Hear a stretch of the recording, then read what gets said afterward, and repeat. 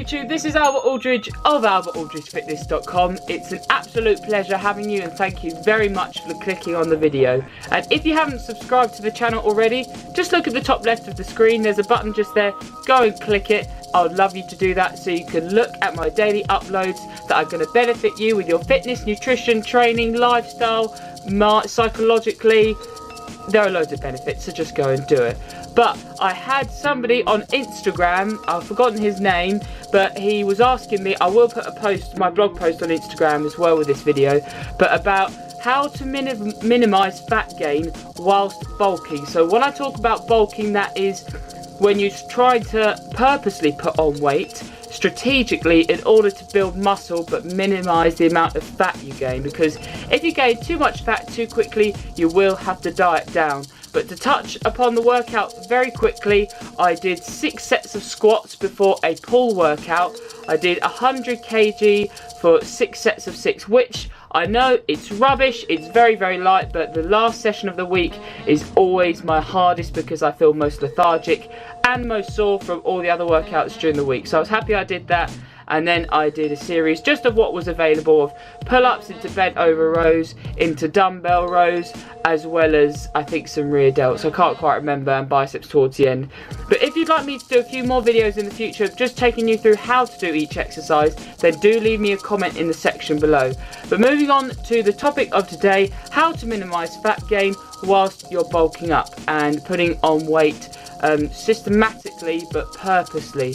First of all, it's inevitable, you will gain fat, unfortunately, but the rate at which you do it, the rate at which you put on weight will determine how much fat you gain, because people usually go all out too quickly. It's like a marathon, they sprint off and then they burn out too quickly, they put on too much fat, meaning that they have to go into what we call a mini cut and then diet for a bit in order to get that fat off. So if you look at this like a metaphor, like a marathon, they have to stop.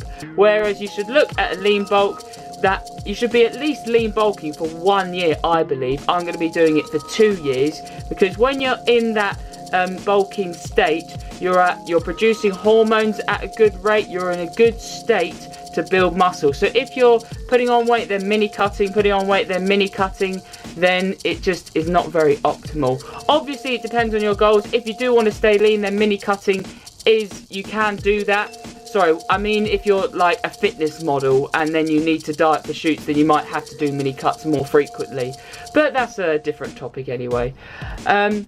What I suggest first thing is doing some low to moderate cardio before you do weight training, or doing some high intensity cardio after your training. To be honest, you can do low to moderate before or after, but I only recommend not doing high intensity just before weight training, just because you want to have the most energy when you work out. But doing some sort of cardio, I was just talking about doing it between either before or after your weight training, so you don't have to do an extra session, so it doesn't have to seem as so much of an effort. But just doing some maybe running, jogging, walking, circuit training with a series of 4 exercises. I believe that with bulking, this will help with calorie partitioning, and basically in simple terms, that means that the calories you intake are more likely to be used for building muscle and building lean muscle tissue rather than being stored as fat. It's obviously, if you're eating more than you need, you are going to put on weight and put on fat, but you never know. I'm not sure about the research with this, but the more you do, the more you stay active.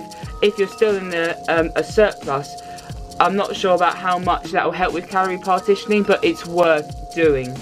What you should do is increase calories very, very slowly. So the calories you're intaking, a lot of people like to add 100 a week, and it's not necessary. Try my approach, which I've never seen done before, but it's literally adding 25 calories every week. So very, very small increments over time. So within the space of a year, that's 1,200 calories increased, and then over the series of 2 years, which what I'm doing, is going to be 2,400 calories increase. And I'm just going to see how my body reacts. And then with your weight training, base it on compound movements, because with your compound movements, compared to doing just isolation exercises like bicep curls, preacher curls, as well as doing some forearm wrist curls, you're going to stimulate more muscle fibers by doing compound movements. You can do isolations afterwards, but base your training on compound movements. Then what this will do is help psychologically you with bulking, because you'll be thinking, I'm putting in a lot of effort, doing a lot of compound movements, stimulating a lot of muscle tissue. With the calories, extra calories I'm having, this will definitely help me put on lean muscle tissue. I hope you see what I'm getting at with the psychology side of it, because if you're just doing isolation exercises and you're not really getting a sweat on, you won't feel like that you've put in much effort, and therefore you'll think, oh, I'm more likely to store the extra calories as fat. Rather than if you really put in a lot of effort, sweat a lot during your workouts with your compound movements, you'll feel like, I've worked for this, I should be putting on good lean muscle tissue. Hopefully that makes sense.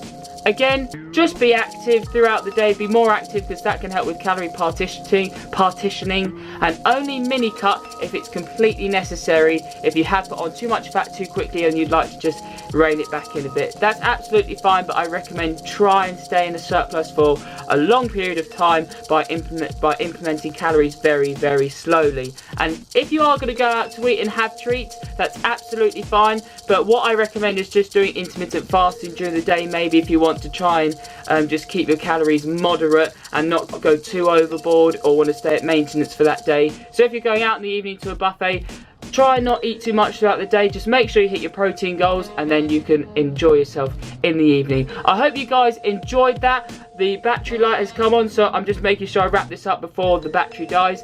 Please subscribe to the channel if you haven't already, like the video, and please share this to anyone who you think will find it helpful. Comment down below, because I will subscribe to you, and it's time to make the best version of you. This is Albert Aldridge of Albert Aldridge Fitness signing out. Day of eating tomorrow. I'll see you tomorrow.